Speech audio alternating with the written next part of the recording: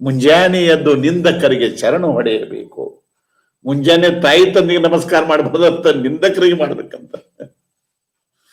ಅದಕ್ಕ ಹೊಗಳಿಗಿಂತ ದೊಡ್ಡ ಗುರು ಯಾವುದು ಅಂದ್ರ ನಿಂದ ಏನು ಮಾಡ್ತಾರಲ್ಲ ಅದ ದೊಡ್ಡ ಗುರು.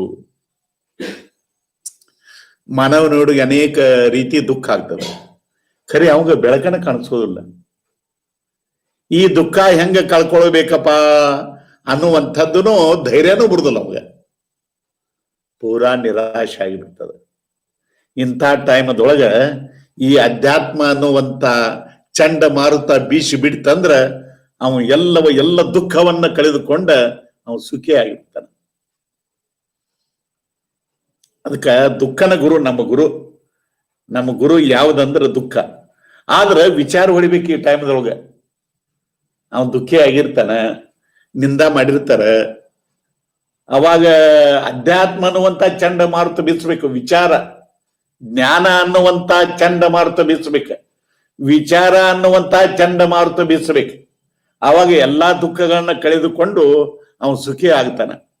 ವಿಚಾರ ಬೀಸಲಿಲ್ಲ ಅಂದ್ರೆ ನೇಣು ಹಾಕೊಂಡ್ಬಿಡ್ತಾನ. ವಿಚಾರ ಬೀಸಲಿಲ್ಲ ಅಂದ್ರ ವಿಷ ಕುಡಿದು ಬಿಡ್ತಾನ. ಏನ್ ಪ್ರಯೋಜನ? ಜ್ಞಾನದ ಬೆಳಕಬೇಕು. ಅಧ್ಯಾತ್ಮ ಜ್ಞಾನದ ಚಂಡ ಮಾರುತ ಬೀಸಬೇಕು. ಅಧ್ಯಾತ್ಮ ಜ್ಞಾನದಿಂದನ ನಮ್ಮ ಎಲ್ಲ ದುಃಖವನ್ನ ಕಳೆದುಕೊಳ್ಳಲಿಕ್ಕೆ ಸಾಧ್ಯದ.